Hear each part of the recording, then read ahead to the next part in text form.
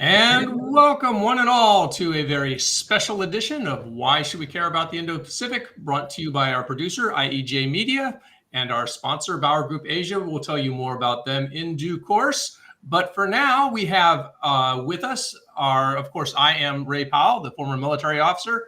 Over there in Arizona is James Carouso, whom I call Jim. Jim, how are you down in Arizona? All good. Glad to see everyone's alive. And we have with us two very special guests. We have the former ambassador to Australia, Shingo Yamagami, coming to us from Japan. And from the German Marshall Fund of the United States, we have Bonnie Glaser, very well-respected China analyst. And we are really excited to get into our topic today. So we are just going to get right into it. And I'm going to address my first question to Ambassador Yamagami. Yes. So we had recently the new Prime Minister of Japan, Prime Minister Takaichi, came out and said some things about Taiwan that has got Beijing very excited. So to you, Ambassador Yamagami, what exactly did she say, and why has it resulted in this kerfuffle that doesn't seem to want to die down? Well, I think it's a very, very important question, Ray. Thank you for asking, but because there is a lot of misinformation, I should say disinformation going on about what Takaichi said or what she did. She was first of all, this was her remarks at Japanese Diet legislature, and she was responding to repeated, or I should say rather, insistent questions by a progressive pro-China opposition member in the Diet. And he was trying to extract a commitment from Prime Minister Takaichi not to send Japan's self-defense forces in response to any Taiwan contingency. So in response to that, she just spoke common sense and knowledge. This is all hypothetical question asked by an opposition member. And what she stated to the effect is, if China were to impose a blockade around Taiwan and the US try to extricate free Taiwan from such a predicament, the dispatch of Chinese warship into the Taiwan Strait under such circumstances could constitute an Japan's existence threatening situation under our national security legislation. And such a scenario would allow the Japanese government to dispatch the SDF, self-defense forces, on a military mission to defend our core strategic interest and act in support of Japan's principal ally, i.e., the United States. So, of course, you could understand by now, this is all hypothetical, questions. And more importantly, the designation of, this legalistic existing, threatening situation would not in itself automatically lead to a decision by the Japanese cabinet to send the SDF. Nevertheless, China reacted, vehemently, labeling Takaichi's remarks as running counter to one China policy and characterizing it as an unacceptable intervention in China's domestic affairs. So this is all, what happened. And her statement, her remarks, it's just a repetition of Japanese government explanation. When we introduced, I was a part of the member, we introduced that legislation about 10 years ago to the Diet. We have been making similar explanation to Diet members throughout this time. So this was just played up out of proportion. So Bonnie, is this a new approach that the Chinese are taking in response to what Shingo is saying is not a longstanding policy of Japan's, or is this an effort to raise the temperature as a lesson to others? Well, Jim, I really think it's both. first of all, obviously, Takaichi had only recently become prime minister, and let's remember that she met with Xi Jinping on the margins of the APEC meeting, in South Korea. And so I think that from China's perspective, the way that I've heard people explain it from China is that this was sort of a loss of face for Xi Jinping, that she had made this very explicit statement.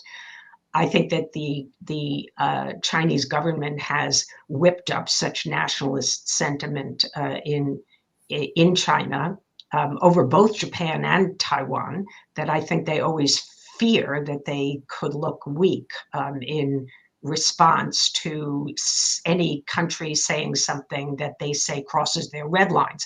And let's at least acknowledge that Wang Yi did say that this crossed their red lines. So, from China's perspective, this was something that was threatening to them. But the bigger context here is that this year is the 80th anniversary of the end of World War II. We know, China calls this the Chinese People's War of Resistance against Japanese aggression. And even before Takaichi became prime minister, Beijing used this opportunity to amplify an anti-Japanese narrative that basically accused Japan of whitewashing its colonial aggression, casting Japan as the victim, accusing Japan of claiming to be a victim rather than the aggressor. And so I think that this sort of narrative has really been pretty prominent this year anyway. And I think that the Chinese want to make sure that a new leader in Japan is not going to challenge Chinese interests. So I think you have a confluence of things that are going on here that led the Chinese to react strongly, but undoubtedly they see an opportunity to turn this episode in some way to their advantage, maybe to get Japan to be maybe a little bit less proactive in preparing to defend Japanese territory and even support, of course, U.S. forces if it were defending Taiwan. So we know that there has been a buildup going on in the Southwest Islands.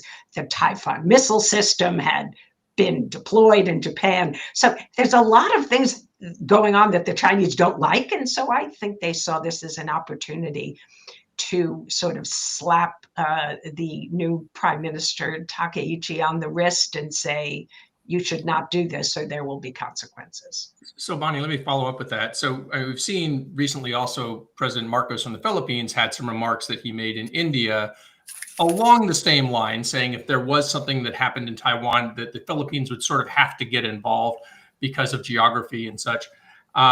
So now now China has these really three governments it really doesn't like. It doesn't like the one in Tokyo, it doesn't like the one in Taipei, and it doesn't like the one in Manila. And it's on very, very hostile, footing with all three. Does sort of putting are they trying to, by singling out this sort of group of nations that have some allied relationship with the United States, are they trying to do something bigger than that? What is the message to those countries, and what is the message to the broader region? Well, the message to the broader region or any country is that nobody should cross China's red lines, or they too will be the target of Chinese rhetorical attacks and economic coercion. And of course, we do see some economic coercion now going on by China against Japan, although I would argue so far it's been fairly limited. The Chinese could do a lot more, and maybe they will. They could be gradually ratcheting this up. I think China's testing to see whether the United States is going to stand up for these countries. I mean, Japan and the Philippines are both close U.S. allies. And Beijing's very interested in seeing whether it can drive a wedge between the U.S. and Japan and the U.S. and the Philippines. This has been a goal of the Chinese for a very, very long time. So they want to teach these individual countries a lesson.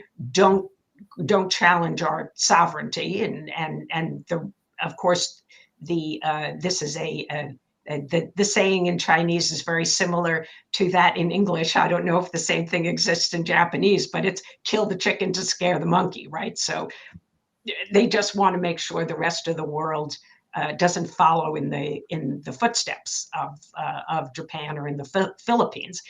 And of course, Ambassador Yamagami will know well that the Australians had their own experience. It wasn't about Taiwan. It was about Australia advocating that there be an independent investigation of the origins of COVID-19. And, I think the Chinese Communist Party really saw that as a threat to its political legitimacy. I think that was probably even worse than statements about Taiwan.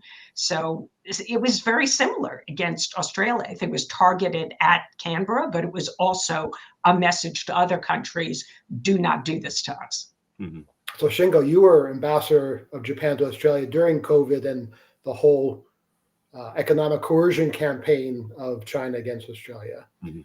And just the other day, you had an interview with the Australian newspaper where you reminded the readers that Japan stood by Australia during that, and asked why, during this current effort of China to vilify Japan over this Taiwan issue, Australia hasn't done more to support Japan, its ally. So maybe could you sort of discuss that conversation and what you were trying to get over? Okay, well, thank you, James. And first of all, in response to Bonnie's this quotation of Chinese proverb, we in Japan eat chickens, but we don't kill monkeys. We are a peace-loving nation, unlike CCP. But whatever. I mean, I wrote an article to the established prestigious Australian newspaper, yesterday. And my point is now China is once again trying to drive a wedge between Japan, Australia, or US and Japan. And why not we get ourselves, united? And this is really important when it comes to addressing the challenges posed by China, because China will employ any kind of measure available to them, including economic coercion, or they are even restricting Chinese students coming to Japan or Chinese tourists visiting Japan, actually, which is good for us. Many Japanese tourist sites are getting cleaner, less littered, more tranquil, So come to Japan right now. You don't have to see, those people. But aside from that, I think what is important here is China would like to gain, any inch for their gain once again. Their message is very, very clear. Don't mess with us. Don't poke your nose into the Taiwan Strait. And this message is, as Bonnie rightly pointed out, this message is directed not only at Japan, but also at many other countries in the region, and eventually directed at the United States. They now think only the United States is their counterpart. Other countries are just smaller nations, minnows. They're just only looking at the United States, and they cannot stand this prospect of the US, their arch rival, will be helped by Japan. They're paid in the neck. Shingo, what made you decide to talk to the Australian about this and to express your concerns about Australia having Japan's back? Under the previous government, coalition government, there was a lot of, meeting of minds, between Australia and Japan when it comes to our China policies. But apparently right now, although we do share values and strategic interest, are we on the same page about China? I don't think so. So I wanted to, urge the Australian government and the Japanese government, to compare notes and I think get themselves united against China. That is a very, very important thing for us to do, at every possible opportunity, not only between Japan, Australia, Japan, US and Australia, or even it could include India. That is why Quad was established. Strategic dialogue of US, Japan, Australia, India, but that seems to be fading away in importance in the eyes of current leaders of a number of countries. So I think now it's high time, given China's increasing aggressiveness on diplomatic fronts as well as on military fronts. Now is high time for us to reassure our unity and solidarity. And this attack against Takaichi presents us with a golden opportunity to do so. So, Bonnie, what has been the U.S. reaction to Chinese vilification of Takaichi in her statement? I think U.S. Ambassador Glaser's response to this situation is very, very heartwarming and reassuring. He on a repeated occasion he mentioned unshakable support for Japan, and I think this is sending a very strong and clear signal to Beijing. Bonnie, how do you see it from Washington as far as the U.S. response? I think you might recall that the first summit meeting between Takaichi and Donald Trump was very, very positive. I mean, Donald Trump, he showered Takaichi with lots of praise. Like, whenever Takaichi needs help, US will be there, or Takaichi will be one of the greatest prime ministers of Japan, or on the deck of aircraft carrier George Washington, he stated Takaichi is the winner, and they have become close friends all of a sudden. So this has never happened between Donald Trump and Takaichi's predecessor, Ishiba. So many in Japan took it as a positive, development between Washington, D.C. and Tokyo. And on top of that, we have a lot to discuss on, of course, one of the issues, of utmost concern to us is how to deal with China. And, they had a telephone conversation after this summit meeting. And this kind of, close communication is very, very important. I think we are moving in a good, direction. So, Bonnie, of course, there's been some reporting, particularly there was a Wall Street Journal report that suggested that President Trump told Prime Minister Takaichi to tone it down. Now, that reporting has come under some scrutiny, and there was a denial from the Japanese government. From your perspective, are you seeing what has been the U.S. overall response from the president himself to the various departments? Has the U.S. been clear in its approach, one, to Taiwan, and two, to Japan's current circumstances? Well, I think that certainly at the highest level, President Trump has not said anything publicly. We don't know, of course, what was said in the phone call with Prime Minister Takaichi, but I think that President Trump has tried to create a good atmosphere between himself and Xi Jinping. He, I think, understands that the United States has quite a significant vulnerability when it comes to China dominating rare earth magnets, critical minerals, and the Chinese have tried to impose an export licensing regime that really caused a great deal of havoc in companies, not just in the United States, but Europe and elsewhere. And so it's my sense that President Trump wants to try to lower tensions with Beijing. The discussion that he had in a phone call with Xi Jinping, which was after they met in Busan, where Xi Jinping did talk about Taiwan. He didn't talk about it when they met in person, but he made a statement that actually seemed to me to also be an anti-Japanese statement. It was saying the United States and China were victors at the end of World War II. And in other words, Japan was defeated. And Taiwan, he claimed, of course, was returned to Beijing. And so he was trying to win over Trump to his side on Taiwan. Let's give President Trump a little bit of credit, because at least according to Beijing's readout of that conversation, because we don't have a White House readout, we just have a Trump Truth Social post. But in the readout from Beijing, President Trump apparently said that he understands that Taiwan is very important to China.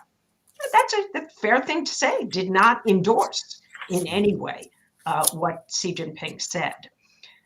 But President Trump hasn't said anything that I have heard publicly to support Japan and Prime Minister Takaichi.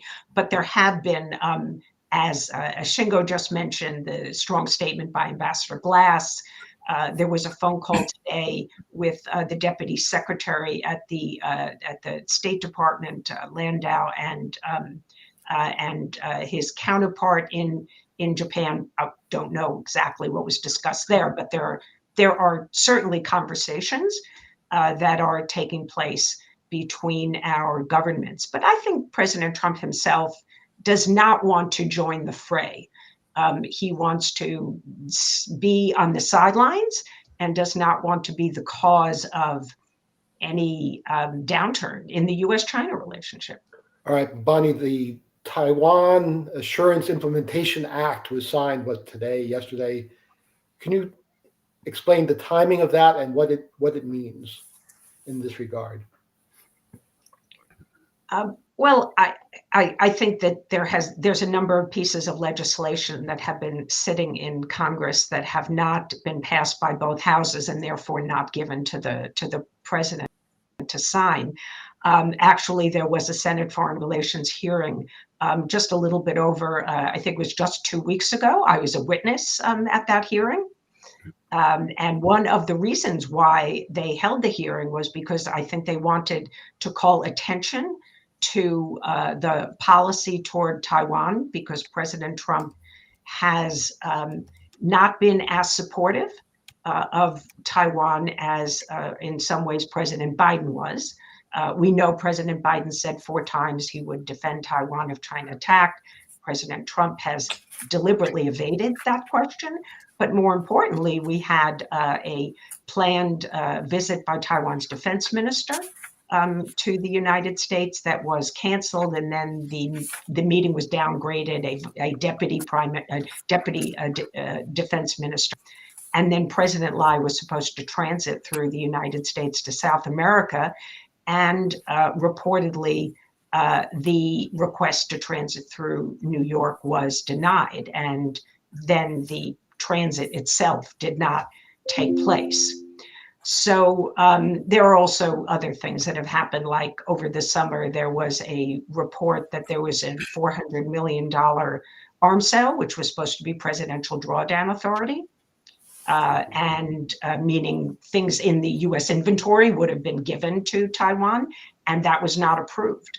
So I think that Congress is trying to call attention to the importance of Taiwan to the United States and to move some of this legislation and to signal support. There's another piece of legislation that is about President Reagan's 6 assurances, which was made public during the first Trump administration. This legislation is trying to codify it because it is not in US law. The Taiwan Relations Act is US law, of course, but not the 6 assurances. And why do members of Congress want to codify that? Because they're worried that President Trump might take an action that would run counter to those 6 assurances.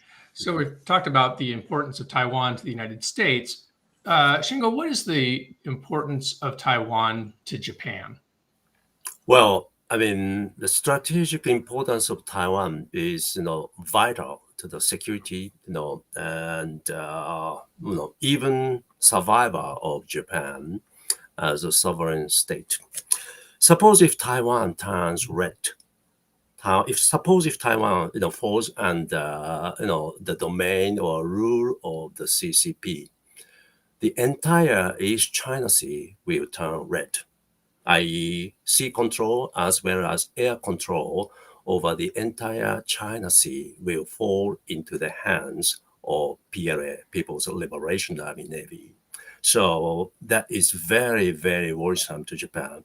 If that kind of scenario takes place, chances are that US forces on the island of Okinawa could be reduced because Okinawa is within the short-range missile from Taiwan, and putting your boys and girls on Okinawa could endanger their lives. So US could form once again, and they could retreat to the islands of Guam or Hawaii, even to California or Darwin, Australia, which could significantly weaken Japan's defense against China, DPRK, or possibly Russia.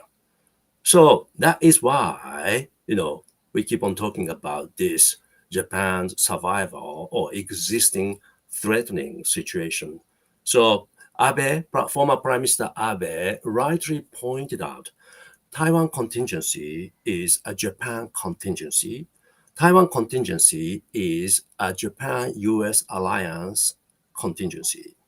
I think the biggest, nightmare for our friends in America will be Japan come under the control of the CCP. You think it's unimaginable, no way, but day by day, we have to keep that in our mind. So this could very much affect the national interest of the United States as well.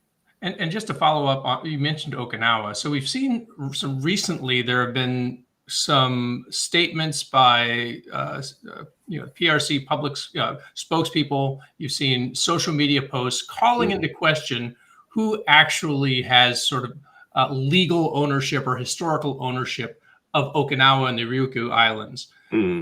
Is this new, or is this something that's been going on for a long time? Why is it happening now? Is it just because of this recent dust-up? It has been going on, but they are accelerating, their efforts right now. And this is a typical example of the, Chinese Communist Party rewriting history and engaging in their information, warfare. Bonnie talked about, China celebrating 80th anniversary of the winning the war against Imperial Japan. I mean, historically, it's a laughing stock. We didn't fight against Chinese Communist Party. We fought against Chinese nationalists. Communists were running around, avoiding any contact with the Japanese Imperial Army with the pretext of long expedition. What a cowardly act. But they never admitted. They would like to say they beat Japanese.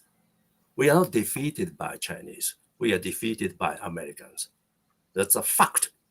But they keep on rewriting history. And this Japan's control over Okinawa is another example. Japanese sovereignty over Okinawa has been long established. And if you ask any Okinawan, they never think they are part of China. But now they would like to extend their tentacles, beyond Taiwan to Senkaku Islands and to Okinawa. That's really scary, but their imagination never stops. So, Bonnie, the Chinese willingness to say we have red lines seems extensive. They have red lines in Tibet and Xinjiang, South China Sea, Taiwan, a lot of red lines. Are all red lines equally created, in your view? The number one issue. That's a very difficult question to answer, Jim. I think that any of those issues are connected to the legitimacy of the Chinese Communist Party and social stability in China. And so any one of them can be framed in a way that would be seen as threatening Chinese interests. So at different times, we hear China define its core interests differently. There have been times when they talk about the South China Sea as their core interests, and then there are times they don't. Certainly, Tibet and Xinjiang have always been core interests, and Taiwan very much so. Though I would say in recent years, the issue of sovereignty over Taiwan has become it's an issue that Beijing has been pushing much more aggressively. And for example, at the United Nations, there has been this really aggressive Chinese effort, which now appears in joint statements with other countries, that the 1971 General Assembly resolution that gave the China seat, took it away from the Republic of China and gave it to the People's Republic of China. And Beijing's claim is that established the one China principle in the UN, and that every member of the UN has accepted the fact that Taiwan is part of China. And I've written a great deal on this, and the Chinese have really come after me for it, because UN Resolution 2758 says nothing like that. And even at the time, the vast majority of countries just viewed it as giving the seat to Beijing. But the Chinese are, I think they see an opportunity, but at the same time, they're also fearful that other countries around the world are starting to speak out on behalf of Taiwan. And countries like Germany, the UK are conducting sometimes sails through the Taiwan Strait. This didn't happen years ago. You know, it was always the United States, and Australia did so quietly, just never talked about it. But more and more countries are standing up for the right of Taiwan to have meaningful participation in the UN, for example. And so I think that the Chinese are really they're just doubling down on this argument that Taiwan belongs to China and nobody should challenge that. So let's dig into that a little, Bonnie, because a lot of people in America and other people in the West understand that there's been this thing called the one China policy. And yet from China, what we hear a lot about is something called the one China principle. And those turn out to be two different things. And we see, even these days, especially during this time of tension with Japan, we see a lot of PRC spokespeople out there saying the one China principle is the foundation of the relationship between us and your country. What is the one China principle? Why is it different from the one China policy? And how long has it been out there as a thing? Oh, that's such a good question. And the U.S. one China policy is not the same as like the EU's one China policy or individual European countries, or there are even some differences between Japan's one China policy and the U.S. one China policy, even though there's quite a lot of similarity as well. But for a long time, the Chinese tolerated countries having a one China policy, and now they're beginning to say, that's not good enough. You have to adopt our one China principle. And they specifically told that to Germany recently, which I think is quite noteworthy. But the one China policy in the United States was essentially recognizing that Beijing, the People's Republic of China, is the authoritative government representing China in the world. And so in the UN, we only recognize that China has a seat in the General Assembly and, of course, in the P5. And the notion of Taiwan being part of China has nothing to do, with our one China policy. We say that what the U.S. government hardly ever says that there is no settlement since World War II of Taiwan sovereignty. We very rarely say that we do not make any clear position about Taiwan's political status, but occasionally we do. But the Chinese One China principle, of course, says there's one China in the world. Taiwan is part of China, and the PRC is the sole representative of China in the world. And so they want the whole world to just accept the One China principle. But the vast majority of advanced countries in the world, certainly all the US and our allies, do not accept that Taiwan's part of China, or that China has sovereignty over Taiwan. So we all say we have a One China policy. We mean different things by it, but there is no endorsement of Taiwan being this inalienable, as the Chinese say, part of China. And certainly the PRC, of course, as everybody knows, has never ruled over Taiwan. To the extent that Taiwan was ever part of China, it was a very brief period in history, and China probably never in any period exerted control over all of Taiwan. So it's a lot of this history that's all written. China emphasizes the Potsdam and the Cairo Declaration, and they say that in those declarations, Taiwan was returned to China. But from the perspective of the United States, and I think most of our allies, it was the San Francisco Treaty that decided that Taiwan would be taken away from Japan, but it would not be given to any country. So it's as Shingo said, there's a lot of distortion of history going on in Beijing. So Shingo, let me give you a hypothetical, which is going to be very hypothetical. But let's say Kuomintang wins the next election on the basis of we're going to achieve peace by having an agreement with Beijing that we keep our domestic independence, but we are part of China. Would something like that be an existential threat to Japan? First of all, before responding to your question, Jim, let me just expand on what has been said by Bonnie, because this is a very, very important point. We in Japan do not employ the term of One China, because this is very, very misleading, and we could be dancing on the palm of the Middle Kingdom.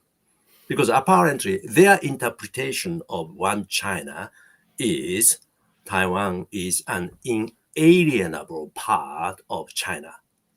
We never buy that argument.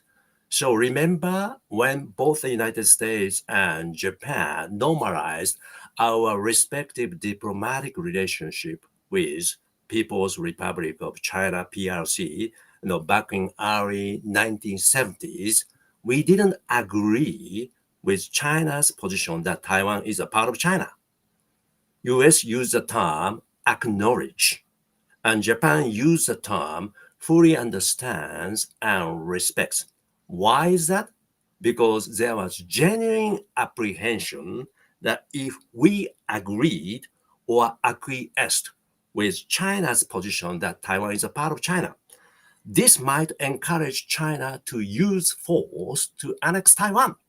This was a genuine apprehension, and this apprehension is still ongoing. That is why China is getting so desperate to stick to their interpretation of China, and they would like us to abide by their interpretation of One China. This is a very, very important and clear division between China on the one hand and the international community, many members of the international community on the other. So coming back to your question, Jim, even if Kuomintang comes back to Taiwan, there is this issue of identity. Many Taiwanese now regard themselves as Taiwanese, not Chinese. And also, throughout the past half a century, Chinese Communist Party has miserably failed to win the hearts and minds of people in Taiwan. So whatever political, compromise could be struck, Kuomintang government cannot, ignore the, will of the general public. They would like to keep the status quo, and this status quo, will be supported by many members, many countries in the region, including, Japan. So whether Kuomintang or DPP, I think, this will of the Taiwan people is very, very steadfast because Taiwan has a brilliant history of democracy, the rule of law, and now Taiwan makes an indispensable part of the supply chain for such important products as, quality semiconductors. Who could let that Taiwan go? So it's a very, very important, question. But the change of government, I don't think, does automatically lead any acquiesce vis-a-vis the Chinese Communist Party. Shingo, I'd like to follow up and just ask a little bit more about Prime Minister Takaichi. Obviously, she is a new prime minister. She's Japan's first female prime minister. A very colorful character with a long and interesting history. But she's Yes. under some very unique pressures now. And it seems perhaps Beijing is testing her to see what she's made of. And there's been, I think one of the things that's been surprising to a lot of us who've watched this, and maybe we're not familiar enough with China-Japan relations, is how Beijing just doesn't want to seem to let this go. That, rather than just say, okay, Prime Minister Takaichi has certainly not thrown gasoline on the fire. She's basically been quiet about it. But Beijing has been pushing for her to essentially make a retraction. What do you think are the pressures on her to actually make a retraction? Is there political pressure? Is there public pressure? What kinds of pressures might she be facing, and how is she doing? Well, first of all, I think China was, happier with, a few of her predecessors. I think starting with, former Prime Minister Suga, Kishida, Ishiba. We have a bunch of, China sycophants having served as prime minister, and China loved them. So I think Takaichi gave them a fresh breath of air, and they don't like it. They didn't like, Abe.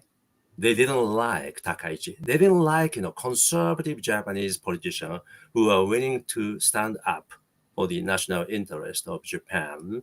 So, and I'm quite sure they would like to see Takaichi go away as soon as possible. But quite interestingly, unexpectedly, China is seeing, witnessing the popularity hike for Takaichi. It's just amazing how popularity rate is in mid-70s. And when you look at the younger generation, more than 80% of Japanese public is supporting Takaichi.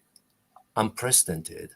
So how can she transform this high popularity to her, diplomatic prowess?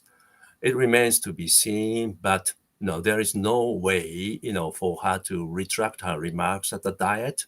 And there is an increasing call for Japanese government to get tough vis-a-vis China, because China's behavior is just beyond our comprehension.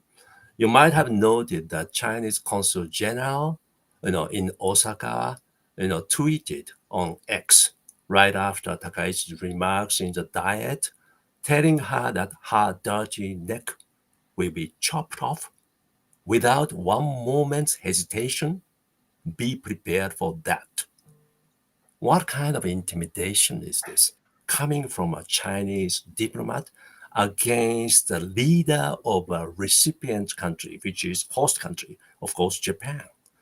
And Japan is still fresh with the terrible, memory of assassination of former Prime Minister Abe.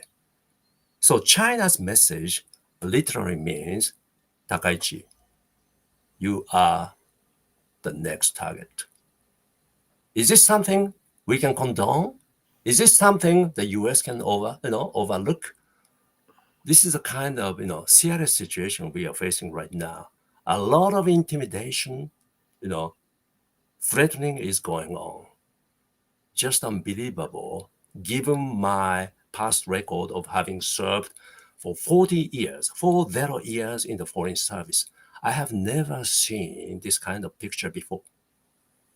So Bonnie, where do we go from here? Is there a climb down from one side or the other, or is this just going to keep ratcheting up? Well, I think if you look back to the Australia case, that is one model for if the target government, in that case being, of course, the one in Canberra, has the political will to improve relations with China, to try to return to normalcy after an extended period. With Australia, it was an extended period. Then China is willing to no longer insist on the retraction of a statement, but will pursue and sort of agreed upon reciprocal steps taken by each side to compromise and gradually improve the relationship. But China will not even enter into that process unless they believe that the other country is going to play that game and do it right and not damage their interests any longer. Now, I am going to guess from what we have heard from Shingo and what we have read about what Prime Minister Takaichi has said, that it is unlikely that she is going to retract these statements. And given that her popularity is so high, unless there is huge economic pressure, and on Australia, I think there was more economic coercion than we see so far against Japan. Under current circumstances, I don't think that Japan is interested in any way signaling weakness to Beijing. And anybody who has followed Chinese foreign policy over the years knows that the Chinese will take advantage of weakness. It is inadvisable for her as a new prime minister to signal weakness. So I don't expect that we will see that kind of sort of playbook. And instead, I think we will see the Chinese continue to squeeze Japan, continue to ratchet up pressure, probably put pressure on other countries to call out Japan and criticize Japan. So I think this could go on for the remainder of her term in office, however long that might be. It's not the only scenario, but from my perspective, that looks like the most likely right now. Well, let me follow that up, Bonnie, because that's really interesting. One of the things I've been wondering is a huge part of China's sort of broader strategy here, not only to, we talk about kill the chicken to scare the monkey, is one of the monkeys that's being scared sort of future governments in whether it be Japan or the Philippines or even Taipei to say, look, this is how badly it can go for you if you do these things. So don't do these things, right? And then, so the new government comes in. I mean, you mentioned Australia. The new government came in and said, we're not going to do those things. We're going to stabilize the relationship. Do you think that's actually is that a strategy by China, or is that just sort of an effect?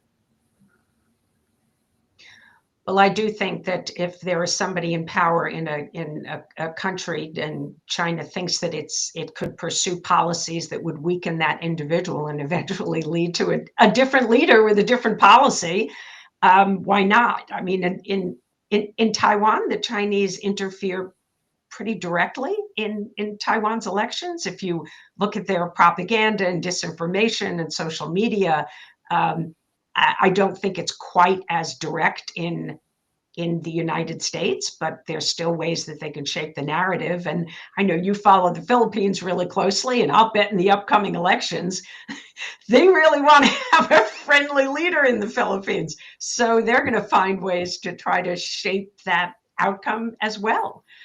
So I do think that they think about, they attach great importance to the leader at the top anywhere in the world. They tend to ignore publics. Obviously, they're not a democracy, so they're afraid of the public. They don't really see them as an asset as we do in a democracy.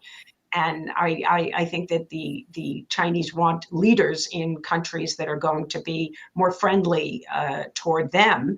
And then if they get a leader that is unfriendly towards them, they just want to isolate that leader and teach the rest of the world that there are consequences for challenging China.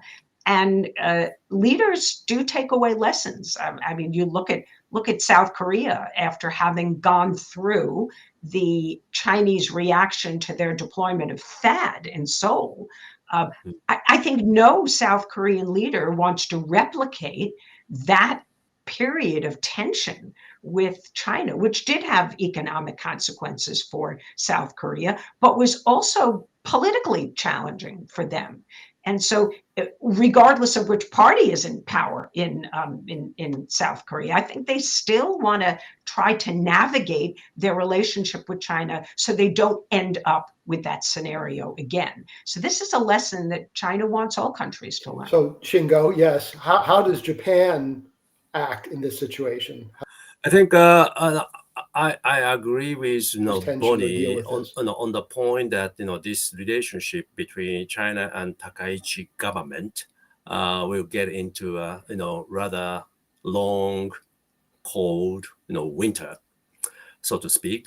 But that said, we need to continue for the remainder of her term.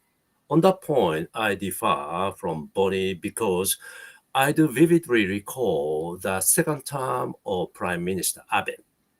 When Abe came back to power back in 2012, first China tried to ignore Abe for a few years, believing Abe could go away soon. But Abe won national election on 6 consecutive opportunities, and he just proved that he can stay in office longer than had been expected by the Chinese. Then China started to deal with Abe. You might recall this very, very infamous photo of Xi Jinping and Abe, looking aside and shaking hands, but they don't look happy at all.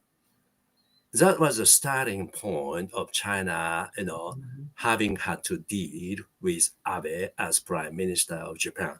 I could imagine the same could once again transpire between China and Japan if Takaichi, taking advantage of this high popularity, she resorts to a snap election, and if she can secure a safe, solid political base in the Diet, I mean, simple majority or a coalition with strong parties, I think China has to deal with Takaichi government. That is how I read the situation. And also, this time, Taiwan, China does not have really strong cards. Can they resort to tougher economic coercion measures? I don't think so. China is in a big, big struggle right now, and can they stop the investment from Japan? Can they lead Japanese companies leaving the Chinese continent? I don't think so. They would like to do anything to retain their economic trade and investment contact with Japan for the sake of the recovery of the Chinese economy. So it remains to be seen, but I think this is going to be a very, very crucial, several months or a few years between Japan and China. And once again, I repeat, this deeply affects the national interest of the United States. I keep on telling my American friends that US is really fortunate to have Japan as a frontline state vis-a-vis China. You can make use of your force, bases in Japan. You can make use of your alliance with Japan in terms of addressing the strategic challenges posed by the rise of China. So we need to be, keep, in close contact between Washington, D.C. and Tokyo. If there is any cleavage, division, they are quick to drive a wedge. When it comes to drive a wedge, they are real genius. We know this from our history of so many centuries of having had to deal with the Middle Kingdom. Well, so Bonnie, we have just a couple minutes left, and I want to ask you about this issue we talked about earlier about red lines and core interests. It seems to many of us kind of less familiar or less studied than you on the history and the political history of China, that these red lines seem to be getting brighter and maybe moving further out. As Jim mentioned before, the core interests seem to be multiplying. Is this happening? Is this something that as China gets more capable and more confident, that is beginning to sort of, put into sharper relief these red lines that it's drawn for itself? And are there more red lines than there used to be? Well, again, the red lines sort of change over time. And it is very rare for any official in China to articulate all of those red lines.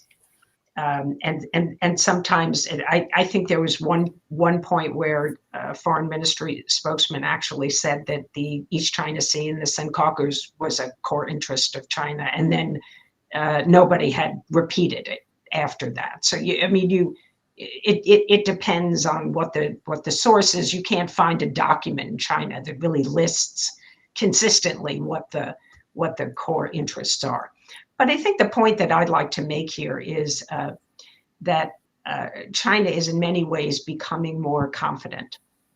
It sees that many democracies are in decline, and particularly sees the United States as pursuing policies that they think are going to be damaging to the U.S. global position. They see the U.S. focusing more on homeland security, Western Hemisphere, unclear where the Indo-Pacific right now really fits in U.S. strategy. And I look forward to the national security strategy and national defense strategy so that we can all have a better understanding of a U.S. strategy.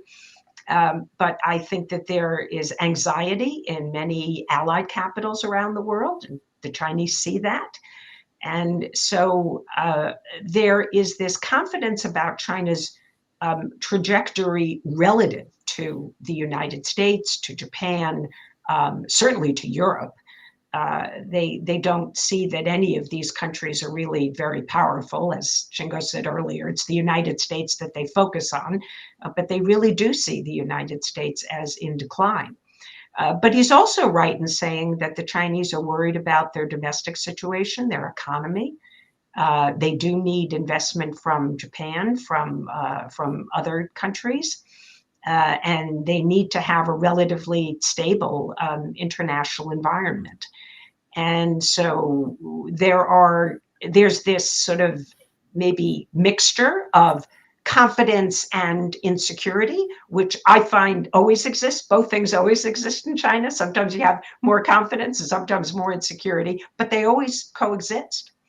And so I think that the Chinese are in a situation now where they want to at least exploit whatever opportunity that they can from what they see as a United States that is pursuing an America First policy that is not as engaged with the world or as supportive of its allies as maybe it had been in the past. And if there was one set of policies that the Chinese really, really disliked under the Biden administration, it was coalition building. The things that they said about the Quad, for example, and when AUKUS was announced, and then they went apoplectic about that.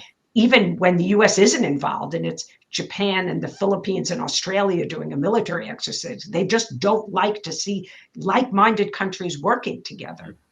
And so I think that they think this is an opportunity to weaken some of those coalitions. And of course, I hope that we will strengthen them, because this is exactly what the Chinese don't want to see, and what is needed to strengthen deterrence. The Chinese don't want to take Taiwan by force. They will do so if they have to eventually. But my view is they really want to use a whole set of gray zone tactics and psychological cognitive warfare, as we say, to try and convince Taiwan that the US will never come to their rescue and Japan won't intervene. And so the best choice for them is just to capitulate and become part of China. And that's what they hope for. That's what their real strategy is. Well, this has been a fascinating and very quick hour. It's already over. I can't believe it. But we do want to thank our amazing guests, Ambassador Shingo Yamagami, and of course, Bonnie Glaser. We want to thank our incredible producer, Ian Ellis Jones. Please follow him on X at Ian Ellis Jones. I know that our guests almost certainly do because he puts up such interesting graphics that are used widely. And of course, we want to thank our amazing sponsor, Bauer Group Asia. My co-host, Jim Carouso, is a senior advisor with Bauer Group, and they are a great Sherpa if you are looking to try to navigate this or any other crisis in the Indo-Pacific. So for our guests, for our producer, for our sponsor, I'm Ray, that's Jim. We invite you to join us next time on Why Should We Care About the Indo-Pacific?